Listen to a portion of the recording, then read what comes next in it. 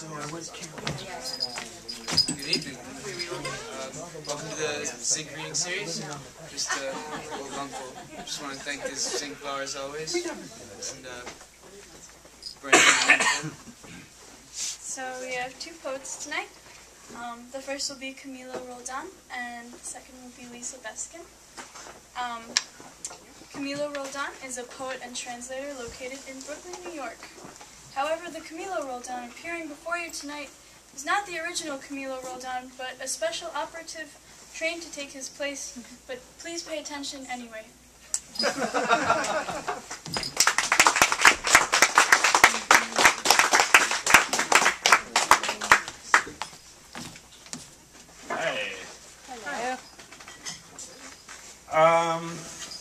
Thanks everybody for coming out tonight. I'm going to read from two different... Is this too loud? Is this not loud? No? Is this perfect? That's good. Just like this? Yeah. Just like this. So if I stand back like this, it's cool? Yeah. And if I like lean in and do this, it's cool? All right. Yeah, so I'm going to start with some older poems that are about Star Trek, the original series, not the other ones that came later.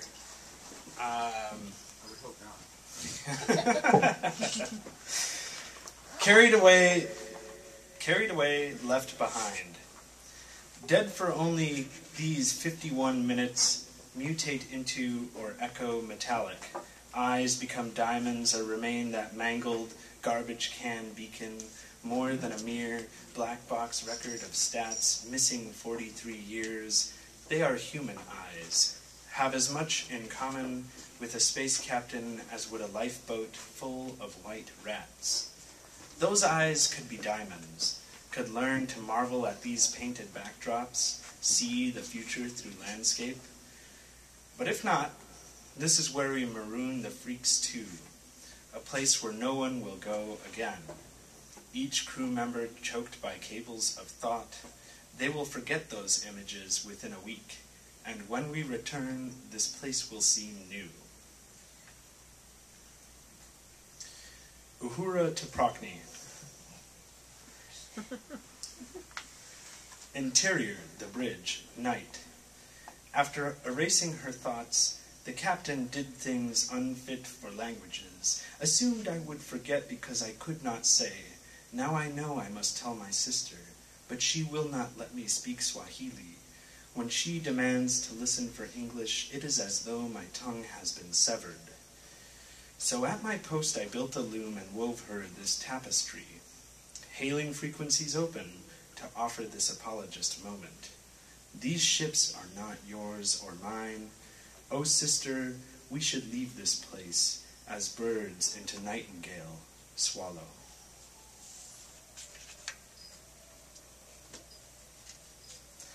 This poem is subdivided into sections that are titled, so I'll try to pause and hopefully you'll understand that it's the title of the subsection of this poem. Episode. Theme song.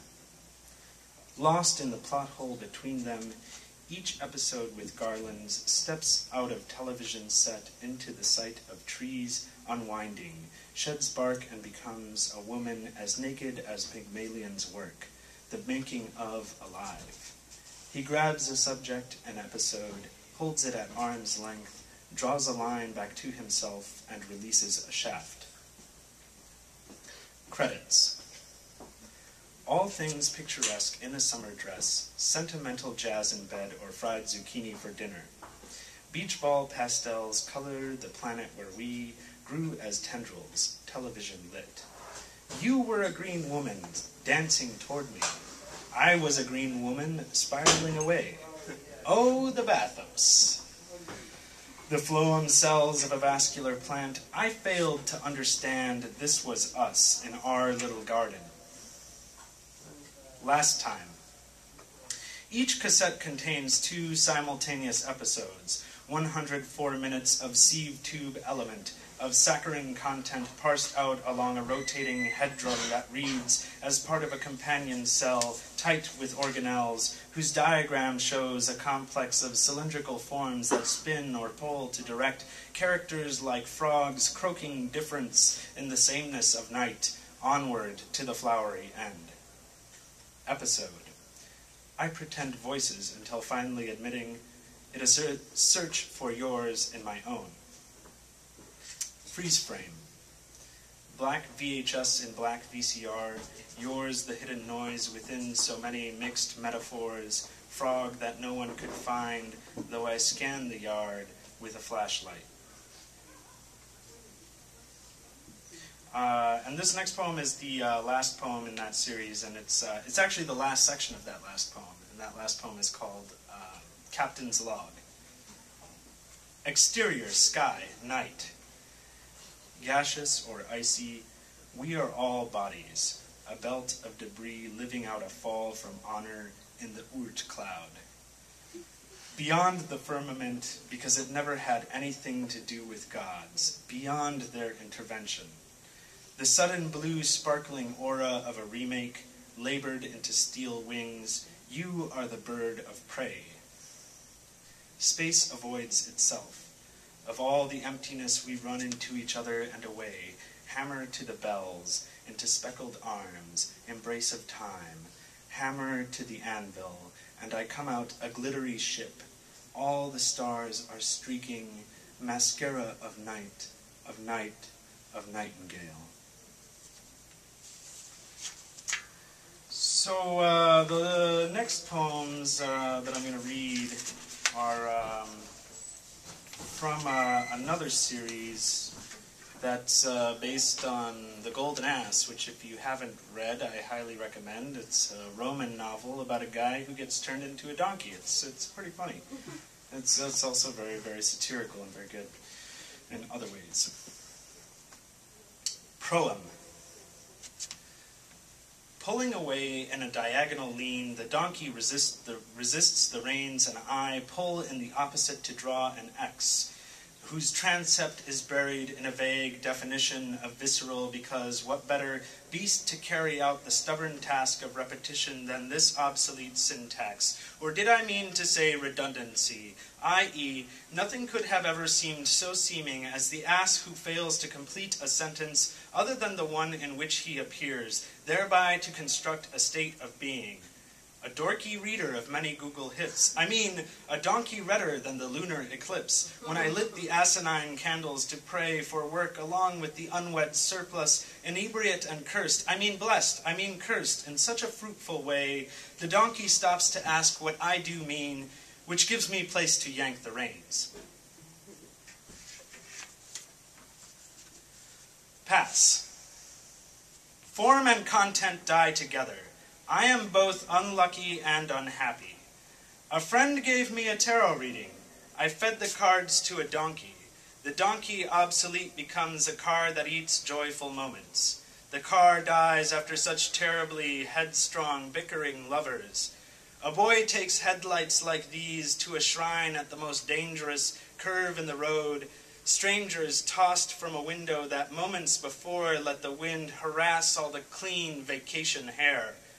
The boy does nothing, says, your bad luck is a headlight. Young Osiris. If you can drop the poet in a barrel of water, this big plush donkey is yours. If you can fit this trunk, you can have it. Fit your drunk body in a washing machine at a college party. Hesitate, shit-eat, grin, say, okie dokie. Step into what is obviously a coffin. Damp and musty darkness, passed out cardboard box robot costumes soaked in rain on the fraternity lawn. The poem is yours if you don't puke. This melting cardboard is a wet robe. This is one hell of a washing machine.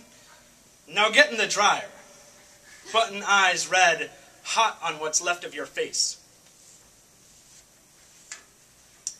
This next poem appeared in the recent issue of Lungful. My hands are tied. Sewn into a deadass's belly, from the paunch my head juts. Through navel daily dragged, buzzard borne up to the ankles, then stuffed back into sleep. Urbane constellation of a train on girders, linkage of people and their love, held aloft by emperor dreams. If not tripe, I would unbutton this girdle, leave pack animal heights for hot, bright grills. But I am a sleepless girl, sewn into dead-ass darkness with every train track's kerclunk. Magic. I wanted to be a bird, now I'm a donkey. A statue in this Roman shipwreck, bronze, useless lungs in an ocean of blood, my heart is a sponge to clean. I wanted to be a sailor. Now in the turmoil of sea I vomit. I wanted to be a liar. Really, I wanted to be in love. Now I'm a fucking laurel tree made into a stool, stillness. My heart is a wad of cheese washed down with cheap Chianti. I wanted to eat the smell of a restaurant, but only taste the staple grain of boredom. Iron bit. There is no play. All of life working to learn to live. Come to life. That is the millstone the donkey turns, defines distance from the fulcrum.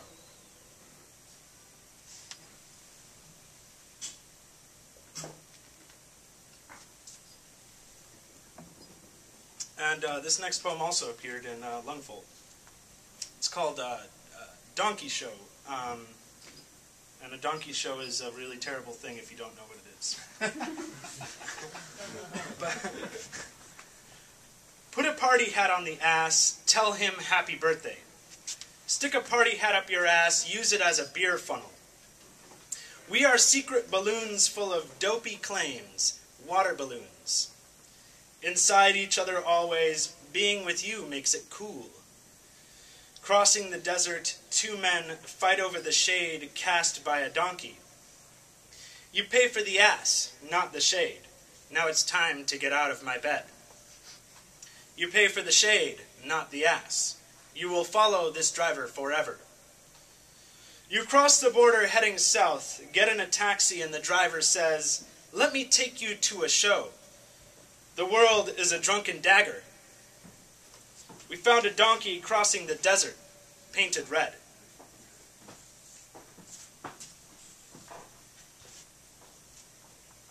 Work song. From the unwrapped purple turban popped the long foppish things, and I nearly dropped my open scissors in his lap. You'd think donkey parts float around like levitating radio antennae, attach themselves to bodies, receive signals. Silence I hold all day, one ear in hand. I trim around the shame, snip the end of his phrase. Uh-huh. The flute was better. Uh-huh. No comprende, though I nod and repeat it.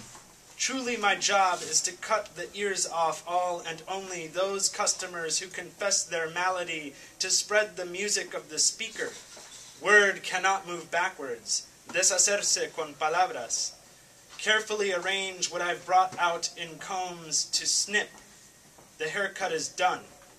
Moonbeam sets me to dig a pit, deep enough for a voice in dirt.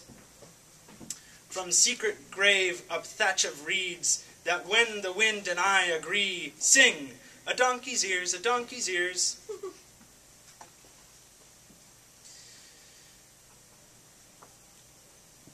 Gelding. When you wish upon a star, sings an ox, the star interrupts. Do what is most, leap from cancer into lascivious drunk. Camilo says, I will be your conscience. The donkey. To be quite honest, I was Pinocchio, but now I'm a jackass. The star. The ox calls you horned. Never have I ever lost my horns, says the donkey, therefore I still have them. The ox. We are two halves of a hinge. If I am one line, you are the next. When you kick and bray to warn the nymphs, I will hate fuck you instead. The star pulsates, door slamming red. It's true what the donkey says. What I haven't lost, I must still have. I'm still drunk. The ox has balls. The donkey is a wooden puppet. Camilo opens another beer to corral beasties along a rainbow and into his mouth. The rainbow says, "Órale, buey!" The ox, "Clearly I represent a person." The star, "You're animals, I'm an idea." Rainbow, "We are closer to fun. Let me put these horns on you." The donkey, "No seas burro." You got it. Okay, good.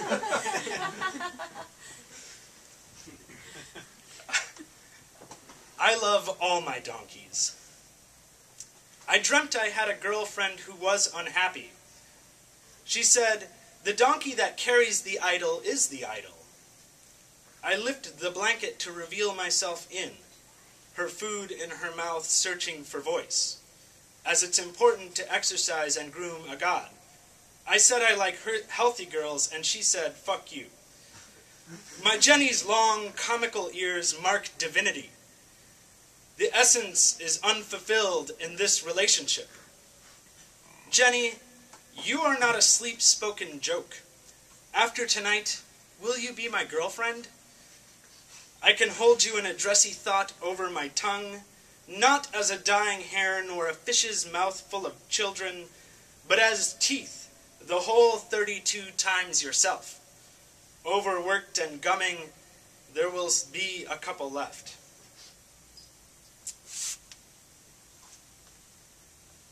How does it smell? Only a mule could worship a donkey. Only a mule would believe in purity. Believes God would have wanted horses with horses, asses with asses, apples in orchards, oranges in a mosque. The scent of ripe fruit negated, apart. Across the train car, a donkey sings along to cloying lyrics, "Living my life like it's golden." The mule tries to imagine horses in their Texan pastures or saddled on Park Avenue, another fertility beyond a mule's best efforts, never to know. Smashes mule face with wine jug. Every night eats a thick slice of pity. The same whip, self-same master. The load, the carrier, and the carrot for a long nose that turns down and in to tickle the back of mule's throat, thus to implode and thus to return the cake, to puke pride. Oh, arrogant, smell it now. Dentist from a small country. After drilling my svelte assistant in the smallest chair beneath posters of happy teeth, I span years and remember a hirsute half-person, a mason jar. To aid the harvest, farmers would couple with donkeys for good luck. Because they cannot at home, foreigners buy children for a good, the things we do to keep it fresh, to keep it up. My assistant works best, and it is my other great art, disappearance. I was there and I was not. I was not responsible. Whoever will never be treated as people, the future gone in a thrust. This is about luck, the lucky talking. Dental school, desire memory hazing. I'm not sure there was a jar. More likely it squeals. ¿Por qué? The word owl would have been more true to the original, but any quetzal cuts full color contrast with a donkey. Among the various creatures of nightmare, let us not condescend to the donkey and pair him with reason. King of stupid, crown of thoughtless neck. If you push on the shoulder while we pull on the legs, the rope will do its work. Goya's intaglio, why should there be answers? Thus the cynic, thus the grandiloquent cover. Thus the repeated public marks of a print master. Among 72 bodies in a rancho, we are all basically the same as our killers. Not much. Where's your passport? Me neither. But hell, What's another missing person? As in mud where the rain is remembered, those hoof marks tell of a donkey, filthy as a Spanish joke, whose broad stripes and bright colors, cotton dresses, long eyelashes. Quetzal, why do you die in captivity, in a rancho? The donkey would like to know. Out of color. There is a wall of stripes, a mural. Or is it someone's fine cotton shirt?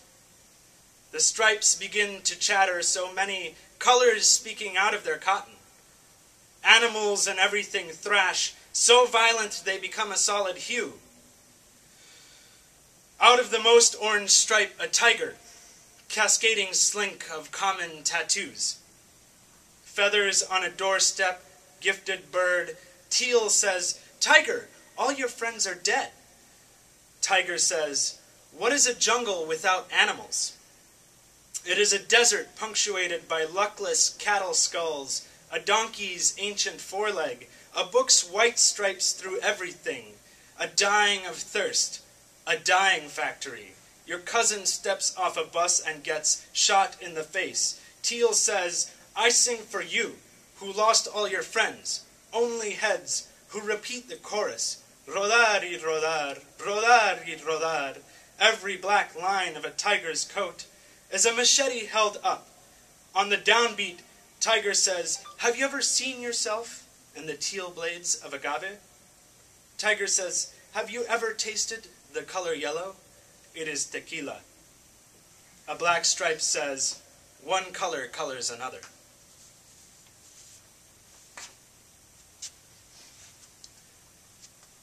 And this poem I actually read last spring, a different version of it, and so I'm going to read it again. 1-800-ASS-LOVE. No money for rent, the parade begins. Electricity more expensive than food. The parade begins with night walkers. The night walkers are wineskins. I pour them down my throat with a desire to be human.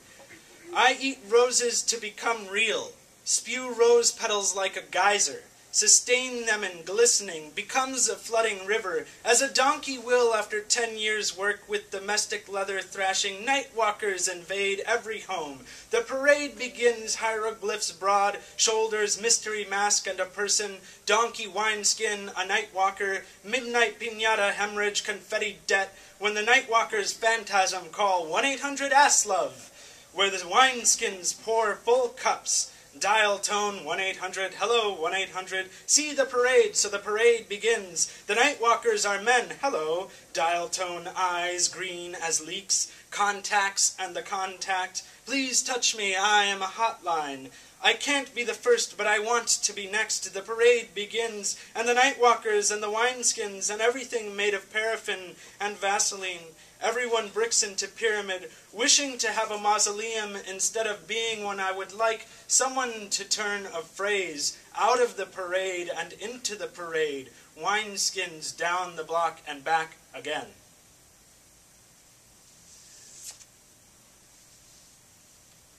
Denouement. Through the pastoral window, light is leaning on a spear. Out goes the wine jug of night. The donkey brays as if a cock. Read the violence implicit in breakfast. Read the angled ear. Knowing that the weather vane points to loss, discarded shields unearth themselves, refuse to let the past die in battles. Donkeys shift on their hooves, shit heaps in their stables. Belabored in the squabbling henhouse, dogs yip into the tin wind chimes. When constellations evaporate like grain alcohol, there is only heat. The blind immensity of life is an excuse. Violence disappears into property. All things wear the mask of missing friends, the crowd in anyone's pathetic denouement. From the sloughed-off skin of a donkey emerges a man, probably Camilo.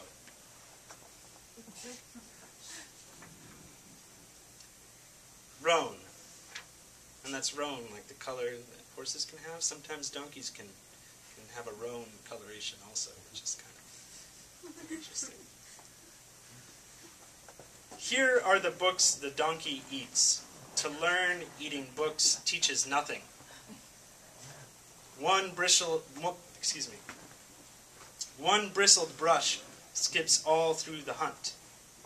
One line lies on the past like a dead boar. Ornament, eyeshadow, coked up, nosebleed. My ass is red with palm marks, a wall. Out of this cave comes a poet. In this cave there are nothing but poets, rubbing together, interminable symbols, a donkey loaded with another cask of wine.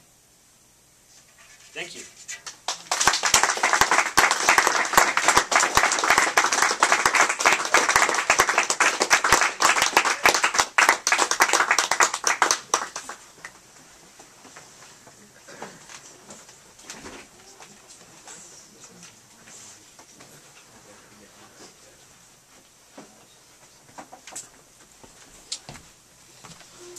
So I guess we'll take a quick break for cigarettes and whatnot, and we'll pass around a hat or something to collect money for the poets. How much?